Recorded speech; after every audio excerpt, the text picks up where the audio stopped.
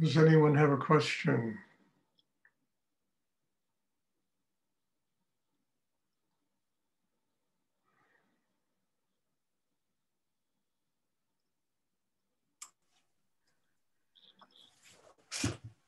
Stuart Niobe.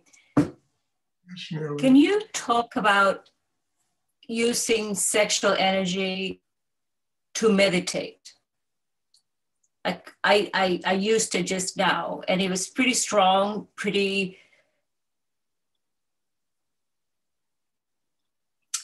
it was a very quick way to connect to the higher energy.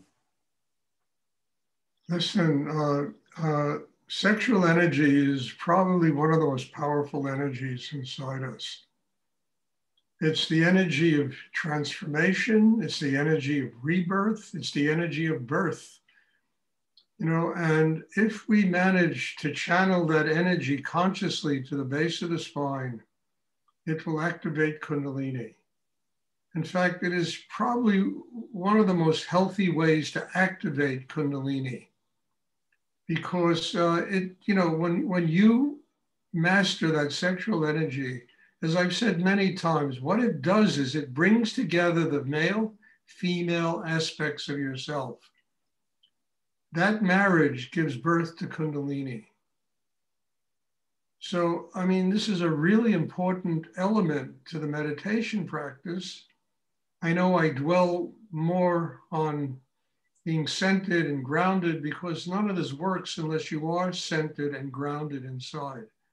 But once you have that centeredness, you know, opening the heart, quiet, keeping the mind quiet, the throat, and then channeling energy through the sexual area.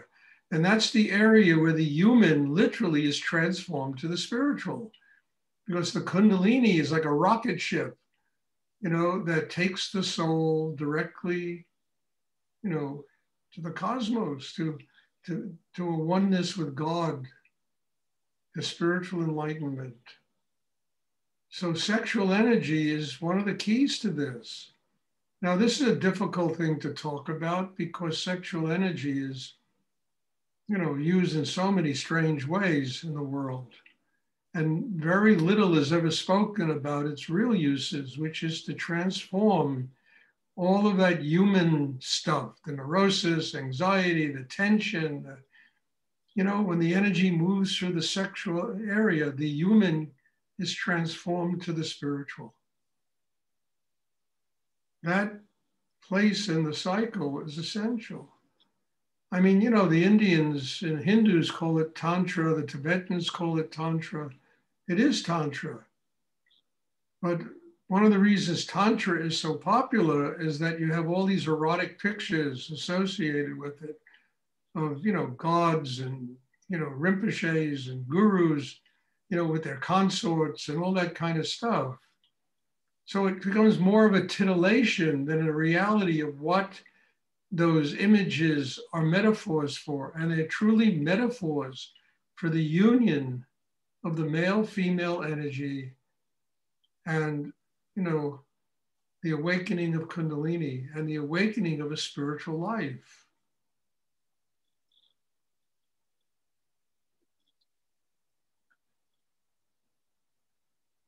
And it's one of the keys. It's one of the things that happens when you develop a chakra system inside. It will happen automatically because that energy has to reach God. It has to be transformed. The human has to, you know, it's like almost alchemy, you know, it's turning something into gold, you know, and that happens in the sexual area. Now, this can be done through meditation.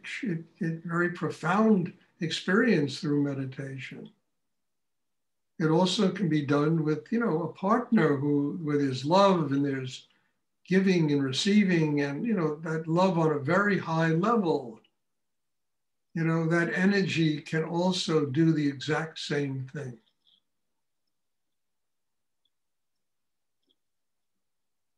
And this is an important element to, you know, the development of a spiritual life. And it's something you can't think about, you can't intellectualize. It happens organically when you are ready for it to happen. It's like everything else. It's organic, it becomes experiential. Because you can analyze it, you can figure it out, you can read about it in books, and it all is nonsense until you are ready for that to happen. And then through the development of a really strong chakra system, a strong inner life, you become ready for that to happen. And of course, one of the best places for it to happen is in meditation class.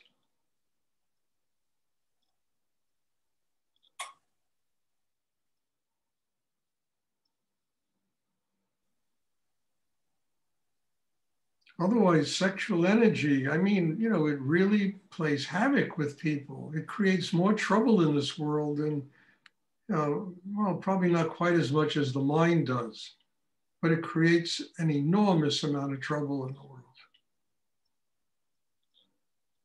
Abuse and anger and rage and, people taking advantage of each other. But once that system is built, you will never take advantage of anybody.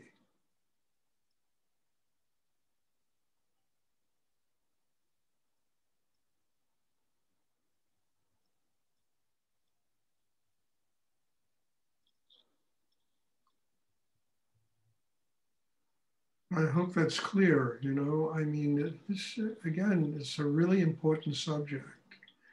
I wrote a book called The Mystical Ferry Boat. I don't know how many of you have read that book. It's The Mystical Ferry Boat and Other Stories. It's an anthology. And in one of the chapters, there's a whole explanation of this, where this couple goes into 7 chambers and they're the 7 chakras. And then they come into a chamber where this whole thing of sexual energy, as experiential, not explained to them, it becomes an experiential thing. I would suggest reading that. It's really interesting because that book takes you through the 7 chakras. And at the same time, it's a story, it's a very powerful story, actually. The relationship between a son and his father. But, it's there. I've written about it. And it's, very interesting. I don't want to sell my books, but it's a place you can read about it, exactly what I'm talking about.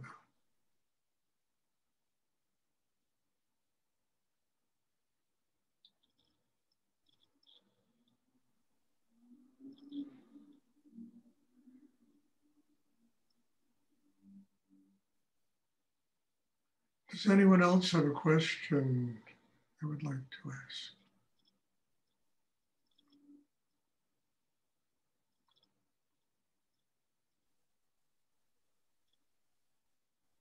The whole purpose of what we do here is to change. The biggest changes take place when we have developed the hara, the heart is open, the mind is quiet, and we're transferring energy through the sex to the base of the spine. And then the human, we begin to surrender all of those human elements and they become spiritual. And this is living experience in ourselves. It's not some, theological principle that, it just becomes living experience.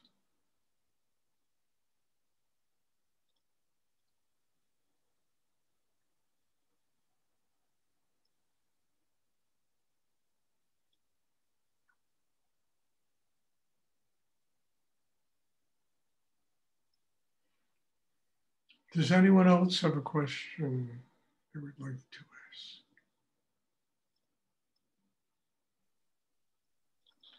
And it's not something to experiment with on a partner who's not ready for this. I really mean that. I really, really mean that. And people are ready for this. You know, the relationship in itself between two human beings can provide this kind of experience. But if people are not ready for it, you can't use somebody who's not ready for it. You have to respect whatever their level of, you know, consciousness is or evolution is in themselves.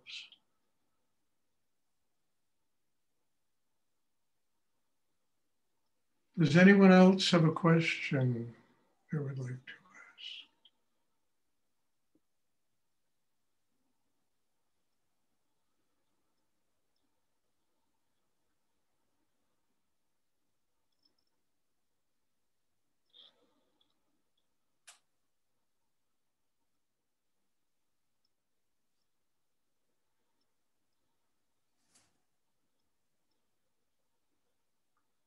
Okay.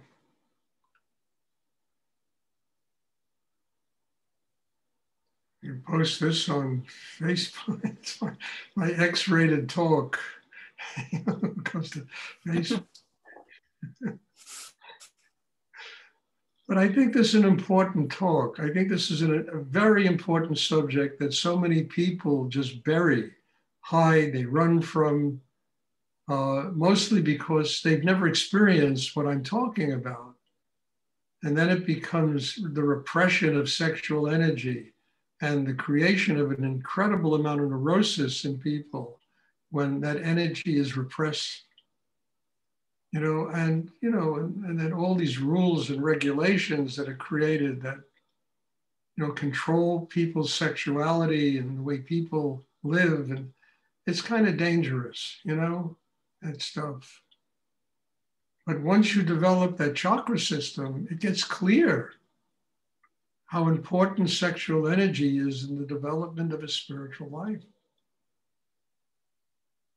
And how important it is to never abuse that energy, to use it to, you know, hurt other people or control other people.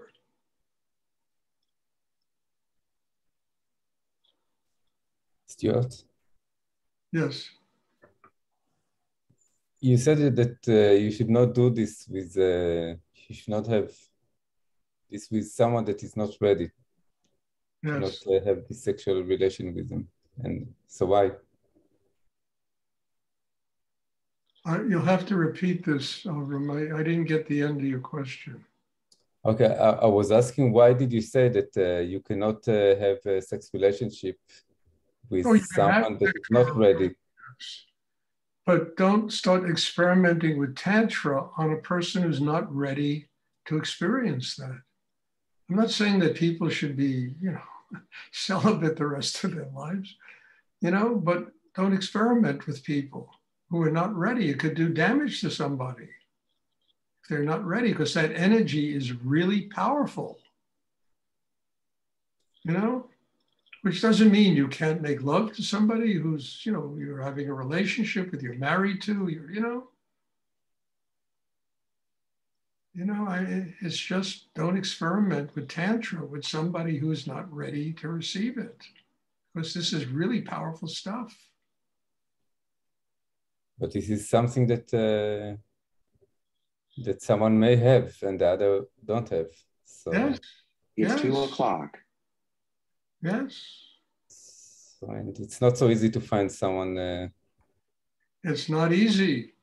People have to do deep spiritual work, inner meditation to build that kind of system. You know, they really do. I mean, you know, it's not easy to find people that are qualified or capable of doing this. But you can't experiment with people because it's very powerful stuff. I mean, the most powerful paintings in Tibetan Buddhism are their tantric paintings. And I know this because I had years of having hundreds of these paintings come through my hands. They're the most powerful paintings. I once had a client in Paris who went and had lunch in his house, and the whole house was just full. Every wall, every space was full of tantric art. And I looked at him and I said, how the hell can you live this way? You know, it's like everything is like this. So this is strong stuff. It's not to be experimented with. It's not to be used flagrantly. It's to be used consciously. And you can use it in the meditation class, and it will consciously do what I'm talking about. And then if you're blessed with meeting someone in your life who is, you know, capable of doing this kind of, then man, it is extraordinary.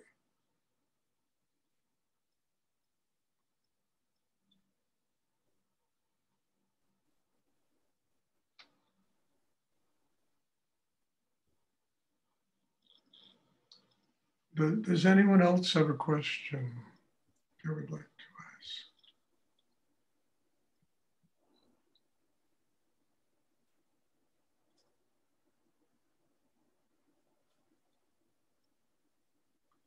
I mean, all I suggest is continue to grow and build your inner life. And if you do that, you'll attract whatever is necessary, whether it's through meditation, it's through a marriage, through somebody who, you know, you will attract what it'll take to help you transform the human to the divine. I mean this. And certainly in this meditation class, as like Niobe expressed, you can do this. You really can.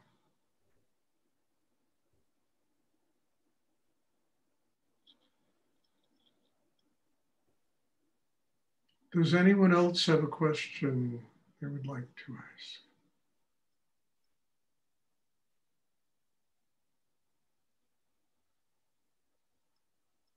Stuart? Yes. What to do with sexual energy when you don't have partner? Well, you have meditation. You have this. When you feel that, and then you have to do meditation. Okay. Or build yourself inside, and you get to a place where you can do what I'm talking about. Not a partner. Yes. And it's not manipulation, it's really channeling energy. You know, it's really channeling energy. It's the union of the male-female takes place when you develop that kind of system in yourself. And in these classes, when you meditate at home, if you build that kind of, this will organically happen. You understand? You can't understand, but what to do when are you waiting, you know, to develop you? You're not waiting, you're working on yourself, dear. You're not waiting. You're working on yourself.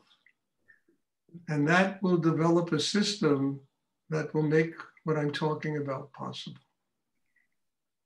You understand? Don't give you, you're not sitting in a waiting room, you know, waiting for No, but sometimes it's so strong, and I'm asking God why you send me that energy when you don't send me a man that I can love. Do you understand me now? At the moment, it's difficult. Oh, look, you want a man, and then you have a man, and then you have all the problems that come with the baggage that they bring. So, you know, just relax, do your life, you know? It's true. we want a partner, and then we get a partner and say, well, what? I mean it. But when you're ready to get a partner, somebody will come that will love you and nurture you and be kind to you and, you know, be sexually compatible with you. And, you know, they come. I'm 64. Don't get into Stuart, you know, what I have has come into my life, you know. Anyway, look. Huh? What did you say now? What? I didn't hear what you said. Last sentence. Never.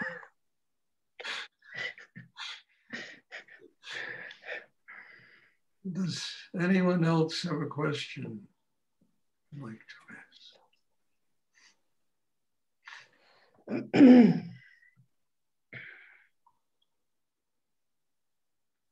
Okay, if there are no more questions, then once again, thank you, bless you all. And I mean, I wouldn't have spoken about this unbelievable subject if you weren't here tonight or today. So bless you for bringing these things out of me, for you learning, I learning, and for making these classes possible. So bless you all. And there'll be a class on Sunday, and I'm looking forward to seeing everyone. Thank you. Thank you, Stuart. Thank you, Stuart. Stuart.